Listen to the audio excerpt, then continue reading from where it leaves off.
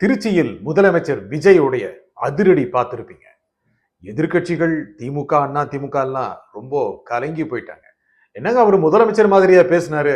எந்த பந்தாவும் இல்ல. ரொம்ப சாதாரணமா தேர்தலுக்கு முன்னால ஒரு தலைவரா, தமிழக வெற்றி கழகத்துடைய தலைவரா அப்படியே கலாச்சார அந்த மாதிரி கலாச்சாரங்க. எந்த விதத்திலையும் ஒரு பெரிய பதவியில் இருக்கிறாரு, பொறுப்பு இருக்கு, இந்த மாநிலமே அவர் கையில் இருக்கு அப்படிங்கறத காமிக்கல இல்ல. அதாங்க மக்களுக்கு ரொம்ப பிடிச்சது. அவருடைய அமைச்சர்கள் பாருங்க காம்பேர் பண்றாரு. யாரு? அமைச்சர் ராஜ்மோகன். ரொம்ப சாதாரணமா இதெல்லாம் நம்ம முதல்ல பார்த்திருப்போமா? எந்த விதமான ஒரு அமைச்சர்கள் என்பதற்கான எந்த விதமான பந்தாவோ கெத்தோ இல்லாம ரொம்ப சாதாரணமா சாதாரண மக்கள்கிட்ட இருந்து வந்திருக்காங்க அப்படிங்கிறத அவங்க அந்த மேடையில பஸ் மேல அந்த மேடையில காமிச்சாங்க. அப்புறம் அமைச்சர் ரமேஷ் அவர் போட்டு தள்ளிட்டாருங்க. முதலமைச்சர் விஜயோடைய அதிரடி தான் ரொம்ப முக்கியம். ஐயா நிறைய திட்டுங்க அப்படின்னு சொல்றாரு. இப்ப திட்டுறவங்க என்ன பண்ணுவாங்க? நீங்க திட்டதான் ரொம்ப லாபம் அப்படின்னு வேற ஒரு பஞ்சு வைக்கிறாரு. திட்டலாமா வேண்டாமா அப்படின்னு யோசிப்பாங்கல்ல. யார் யார் யோசிப்பாங்க? எதிர்கட்சி தலைவர் உதயநிதி ஸ்டாலின் யோசிப்பாரு. அவருடைய தந்தையார் முன்னாள் முதலமைச்சர் மு க ஸ்டாலின் யோசிப்பாரு. அதற்கு முன்னாலே இருந்த முதலமைச்சரும் அதற்கு முன்னால் இருந்த எதிர்கட்சி தலைவருமான எடப்பாடி பழனிசாமியும் யோசிப்பாரு. ஆனாலும் விடக்கூடாது அப்படின்னு அடிச்சுக்கிட்டே தான் இருப்பாங்க. ஆட்சிக்கு 6 மாசம் பொறுப்பாங்கன்னு பார்த்தா அரை மணி நேரம் பொறுக்கல அப்படின்னு சொல்றாரு. இன்னும் சில விஷயங்கள் பாருங்க, சில திட்டங்கள்லாம் அறிவிச்சார்ல, முக்கியமாக பயிர் கடனுடைய தள்ளுபடி, அதெல்லாம் தெளிவா உண்மையா மேடையில சொல்லிட்டாரு. எல்லாம் பார்த்துட்டு செய்வோங்க அப்படின்னு சொல்றாரு.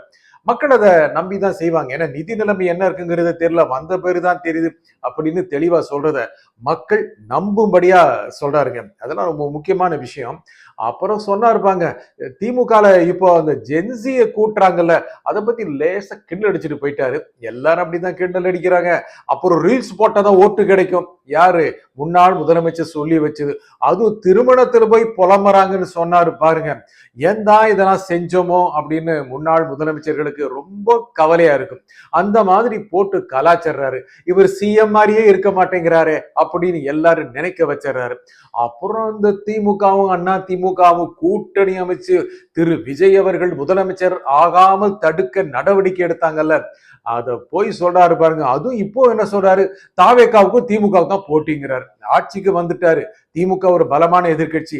அண்ணா திமுக ஒரு கட்சி இருக்கே, அத பத்தி எதுவுமே பேச மாட்டேங்கிறாருங்க. இன்னும் மற்றும் சிலருங்கிறாரு. 47 பேர் அந்த கட்சியில எம்எல்ஏக்களா தேர்ந்தெடுக்கப்பட்டாங்க. 4 பேர் இந்த பக்கம் தாவிட்டாங்க. அப்படி இருக்கும்போது அந்த கட்சிக்கு ஒரு வேல்யூவே தர மாட்டேங்கிறாரு. அந்த கட்சிக்காரங்க என்னதான் நினைப்பாங்க? இருந்தாலும் பாருங்க, குதிரை பேரை பத்தி அப்படி சொல்லிட்டு போயிட்டாரு. என்ன யார் யார் ஆதரவு கொடுத்தாங்களோ எல்லாருக்கும் நன்றின்னு சொல்லிட்டாருங்க.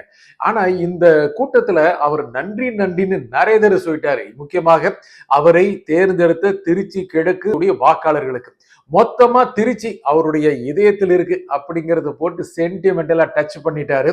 அப்புறம் தமிழ்நாட்டில் இருக்கின்ற 234 தொகுதிகளிலும் அவருடைய தொகுதி தான். அப்படித்தானே போன வருஷம் அறிவிச்சாரு. இந்த தொகுதியில நிக்க போறது ஜோசப் விஜய், அந்த தொகுதியில நிக்க போறது ஜோசப் விஜய்னு தமிழ்நாடு முழுக்க ஒரு பெரிய அளவுக்கான தன்னுடைய முகத்தை வைத்து அவர் இந்த தேர்தலில் வெற்றி பெறுவதற்கான வியூகங்களை வகுத்தார். இப்போ வெற்றி பெற்றாரு. வெற்றி பெற்ற பிறகு கலந்து கொண்ட முதல் பொதுக்கூட்டம். அந்த பொதுக்கூட்டத்தில் ஏதாவது டிஃபரன்ஸ் இருக்குமா? பெரிய அளவுக்கு மேடை இருக்குமா? செம்ம லைட்டிங் இருக்குமா? போலீஸ்னா கேட்க முடியாத இருக்குமா? எல்லாம் எதிர்பார்த்தாங்க. அதெல்லாம் ஒண்ணு இல்லைங்க. பிரச்சாரத்துல எப்படி இந்த வண்டியில ஏறி பேசினாரோ அதே மாதிரி தான் பேசினாரு. இதுதாங்க மக்கள் கிட்ட கனெக்ட் ஆகுது. இப்போ போக போக பார்த்தா மற்ற கட்சிக்காரர்களும் இதே மாதிரி பஸ்ல ஏறி தான் பேசுவாங்க மாதிரி தெரியுது. அப்பா பஸ்ல ஏறி பேசினாதான் ஓட்டு கிடைக்கும் அப்படின்னு முன்னாள் முதலமைச்சர்கள் நினைச்சிருக்க வாய்ப்பு இருக்கு.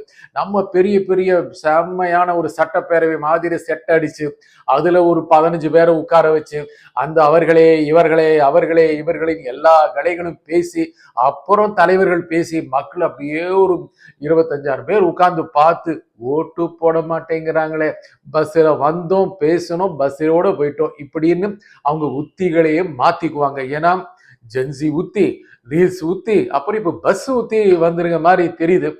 அப்புறம் திமுக அண்ணா திமுக சேர்ந்து ஆட்சி அமைக்க நினைச்சது திரு விஜய் அவர்களை மிகவும் பாதித்திருக்கிறது. அது அவருடைய பேச்சுல நல்லா தெரிஞ்சது.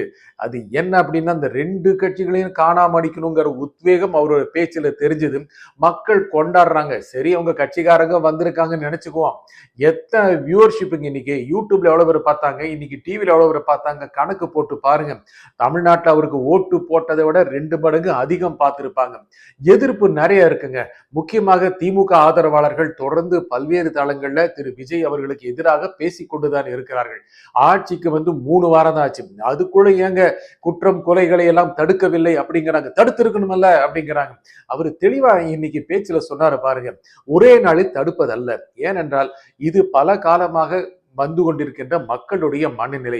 போதை பழக்கம் மிக வேரூன்றி இருக்கிறது.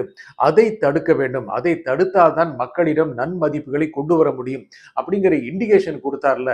அந்த இடத்துல ஒரு பொறுப்புள்ள முதலமைச்சரா அவர் மக்கள் கிட்ட பேசினாரு. அதையும் மக்கள் கூர்ந்து கவனிக்கிறாங்க. அவர் பேசினதெல்லாம் மக்கள் கவனிச்சாங்க. ஒரு திரை பிம்பம், என்னங்க கவர்ச்சியில வந்துட்டேன்னு சொல்றாங்க அப்படின்னு சொல்லாம பல விஷயம் விட்டுட்டாரு. அது மக்களுக்கு நல்லா புரிஞ்சிருக்கும். ஏன்னா கவர்ச்சியாக இருப்பதால் மட்டுமே மக்கள் தேர்தலில் நிற்க வைத்து தேர்தலில் தேர்ந்தெடுத்து முதலமைச்சர் ஆக்கிவிட மாட்டார்கள். அவர்கள் பேசுகின்ற பேச்சில் அரசியல் நம்பிக்கை வர வேண்டும். பொலிட்டிக்கல் கான்பிடன்ஸ் வரணுங்க. இது ரொம்ப நிறைய பேர் அதை வந்து மறந்துட்டு போயிடுறாங்க, அதை கடந்துட்டு போயிடுறாங்க, மறுத்துட்டு போயிடுறாங்க. என்ன நினைக்கிறாங்க மக்கள்? ஐயா, இவரை நம்பலாமா, இவருடைய பேச்சு அரசியல் ரீதியான தீர்வுகளை கொடுக்கக்கூடியதா அப்படின்னு உத்து பார்த்துட்டு தான் கொடுக்குறாங்க. அந்த மாதிரி உத்து பார்த்தவங்க நிறையவே உத்து பார்த்தாங்க திரு விஜய் அவர்களை. அதனால் தான் அவர் முகத்திற்கும் அந்த விசில் சின்னத்திற்கும் வாக்கு கிடைத்தது. சில தொகுதிகளில் யாரு வேட்பாளர் தெரியாம திரு விஜய்க்காகவும் அந்த விசில் சின்னத்துக்காகவும் ஓட்டு போட்டாங்க. அப்புறம் வழக்கம் போல எண்டிங்ல கொடுத்தாருல, கான்பிடண்டா இருங்க, வெற்றி நிச்சயம் இப்படி எல்லாம் சொன்னாரு. மறுபடியும் சந்திப்போன்னு சொல்ல வந்தாரு.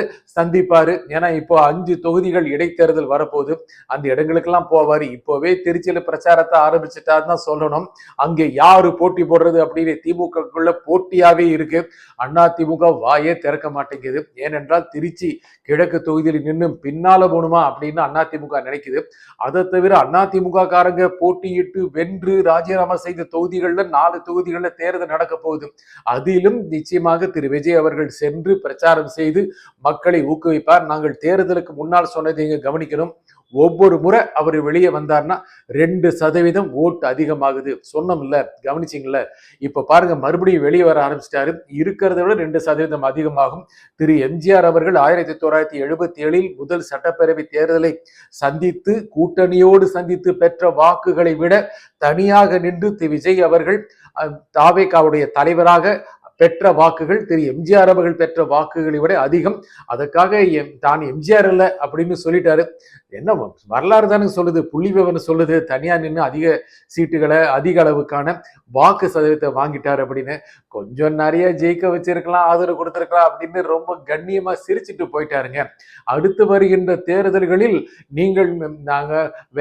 நாங்க பாக்குறோம், யார் யார் எதிரா இருக்காங்களோ அவங்கள நாங்க பாத்துக்கிறோம் மக்கள் சொல்லுவாங்க அப்படின்னு அழகா எதிர்காலத்தில் வர்ற தேர்தல்களுக்காகவும் பிரச்சாரம் செஞ்சுட்டாரு. விஜய் ஒரு தனி ஸ்டைல தான் போயிட்டு இருக்காருங்க. அரசியலை நிச்சயமாக மாத்திட்டாரு. நன்றி, வணக்கம்.